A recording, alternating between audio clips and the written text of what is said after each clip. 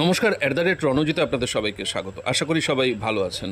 মমতা বন্দ্যোপাধ্যায় এই মুহূর্তে রয়েছেন উত্তরবঙ্গ সফরে। গতকাল তার যে প্রশাসনিক সভা ছিল এবং যেখান থেকে তিনি বিভিন্ন রকম প্রতিশ্রুতি এবং বিভিন্ন রকম বক্তব্য রেখেছেন, তার মধ্যে মিথ্যাচার করেছেন। দেখুন, বলেছেন যে কোর্টে নাকি এই চাকরি আটকে রেখেছিল, পরীক্ষা আটকে রেখেছিল। আমরা মাননীয় আইনজীবী বিকাশ রঞ্জন ভট্টাচার্যের সাথে কথা বলেছি, সে প্রতিবেদন আপনাদের দেখিয়েছি। তিনি বলছেন যে তাদের জন্যই নাকি চাকরি দিতে চান, অথচ দিতে পারছেন না। এরপরে তিনি সুজলাং সুফলাং যে ন্যাশনাল সং, সেটাও তিনি ঠিকমতো করতে পারলেন না। এবং উপস্থিত ছাত্রছাত্রীদের তিনটি প্রশ্নের মধ্যে একটি প্রশ্ন, প্রথমটি যে করেছিলেন যে জয় হিন্দ স্লোগানটি কার, উৎপত্তি কোথায়, তো সেই জায়গাটায় বলতে গিয়ে তিনি কি বললেন একটু দেখুন। টিচার আপনারা দেখেছেন কোর্টের রায়ে যেগুলো বন্ধ হয়ে গেছিল, পরীক্ষা নেওয়া শুরু হয়েছে, গ্রুপ সি গ্রুপ ডিরও নোটিফিকেশন হয়েছে। বাদবাকিও যেটা আছে, আইনের বিশেষজ্ঞ যারা আছে তারা পরামর্শ নিচ্ছেন। আইনের জটিলতা কেটে গেলেই আমরা আইন অনুযায়ী চেষ্টা করব সাথে থাকার মানে এর থেকে বেশি আমি বলতে পারি না আইনের ভাষায়।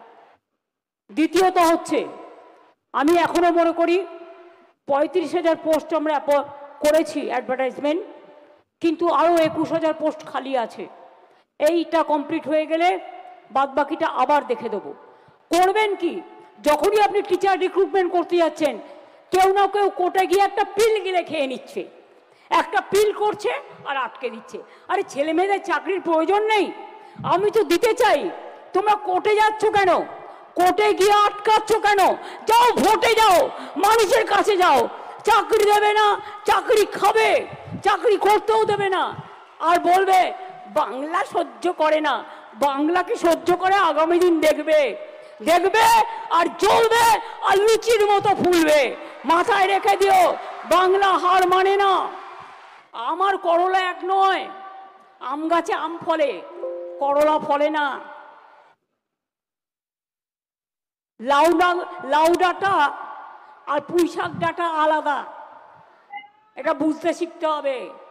বাংলার মনের জোর, বাংলার শক্তি, বাংলার প্রাণ, বাংলার মন, বাংলার হৃদয় জুড়ে যেখানে রবীন্দ্রনাথ ঠাকুর বসে আছে, জীবনানন্দ বসে আছেন, নজরুল বসে আছেন, গান্ধীজি বসে আছেন, নেতাজি বসে আছেন, বঙ্কিমচন্দ্র চট্টোপাধ্যায় বসে আছেন।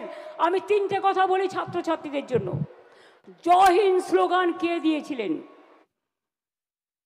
জয় হিন্দ স্লোগান কার?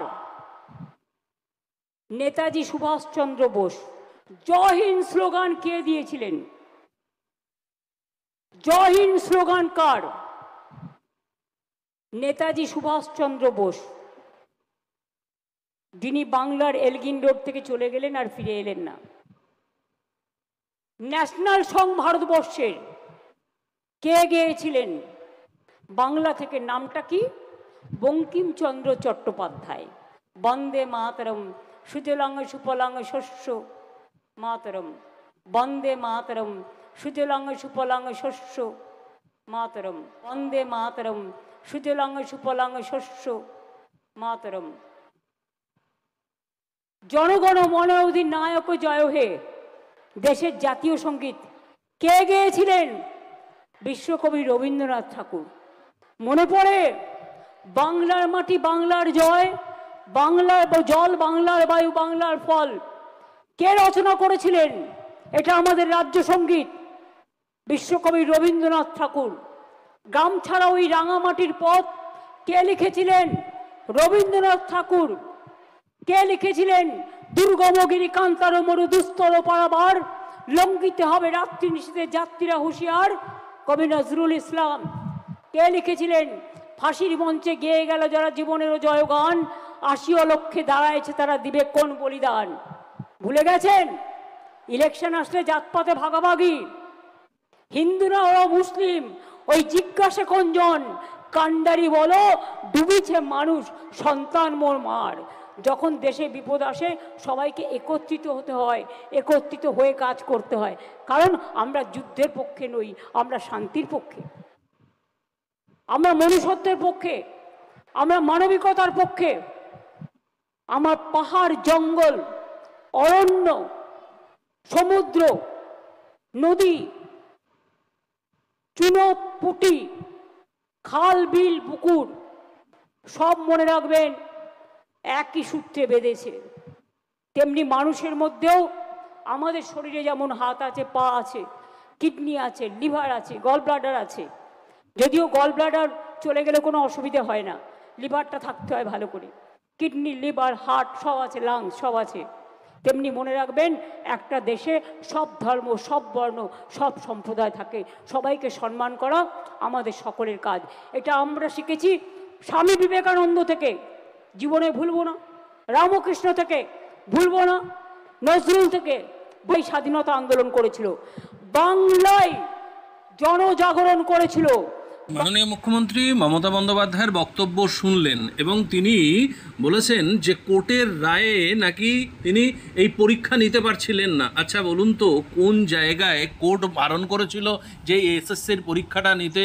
বাম আমলে 1997 সালে এসএসসি যে গঠন হয় তারপর থেকে প্রতি বছর নিয়ম করে এই পরীক্ষাটা হতো। 2011 পর থেকে 2-1বার হয়েছে এবং তারপরে রিক্রুটমেন্ট এই রকম যদি দুর্নীতি হয় এবং রিক্রুটমেন্টগুলো সেই প্যানেল অনুযায়ী হয়নি, কোন জায়গায় আদালত বলেছে যে এই পরীক্ষাগুলো নেবেন না, রিক্রুটমেন্ট করবেন না? আপনি রিক্রুটমেন্ট করছেন যেগুলো সাদা খাতা, ওএমআর শিটের গণ্ডগোল এবং দুর্নীতির আশ্রয় নিয়ে আপনার নেতা মন্ত্রীরা হাজার হাজার কোটি টাকা এদিক ওদিক করেছে, এগুলো প্রমাণিত। আজকে তাহলে আপনি কেন এই মিথ্যাচারটা করছেন? দ্বিতীয়ত, যারা অযোগ্য তাদের জন্য আগের দিন বেচারা শব্দটা তিনি প্রয়োগ করেছিলেন, আজকে আর বেচারা করেননি। গ্রুপ সি, গ্রুপ ডির নোটিফিকেশান বেরিয়েছে এবং তিনি এর বেশি কিছু বলতে পারছেন না, আইনি সহায়তা নেবেন। অথচ যোগ্যদের কথা একবারের জন্য বলছেন না যে এরা শিক্ষক ছিল যোগ্যতার ভিত্তিতে, মেধার যোগ্য হিসাবে পরিচিতি লাভ করে পরীক্ষা দিয়ে তারপরে চাকরিটা পেয়েছে। তাদের হয়ে এতটুকু ওনার হৃদয়ে কোনো রকম একটু গলছে না বা ওনার তাদের প্রতি অনুকম্পা হচ্ছে না। অথচ হচ্ছে কাদের জন্য? যারা অযোগ্য, তাদেরই সংসার আছে, তাদেরই বাবা মা আছে, তাদেরই সন্তান আছে। যারা যোগ্য তাদের নেই।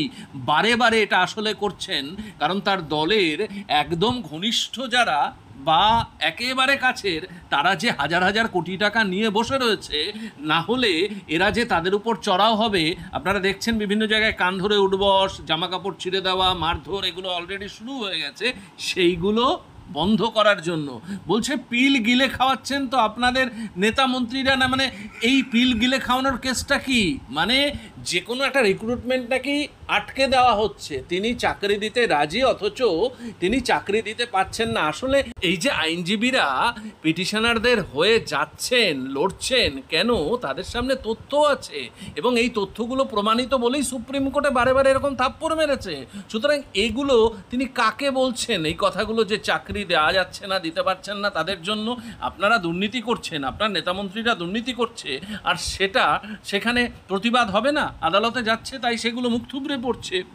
আম গাছ, করলা, লাউ ডাঁটা, পুঁই শাক, এসব কী বলে তিনি বোঝাতে চাইলেন কিছু বুঝতে পারলাম না। তারপরে উনি মুখ্যমন্ত্রী হয়ে বলছেন জয় হিন্দ স্লোগানটা কার, এবং তিনি বলছেন যে নেতাজি সুভাষচন্দ্র বোসের।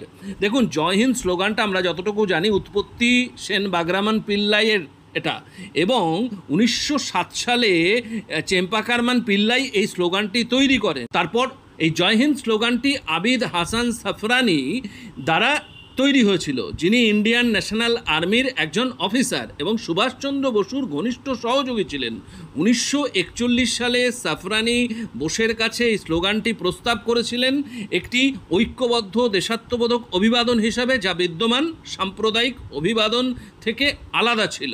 বোস মানে সুভাষচন্দ্র বোস এই স্লোগানটি গ্রহণ করেন এবং এটি আইএনের আনুষ্ঠানিক যুদ্ধের স্লোগান এবং পরে স্বাধীন ভারতের জন্য একটি জাতীয় স্লোগানে পরিণত হয়।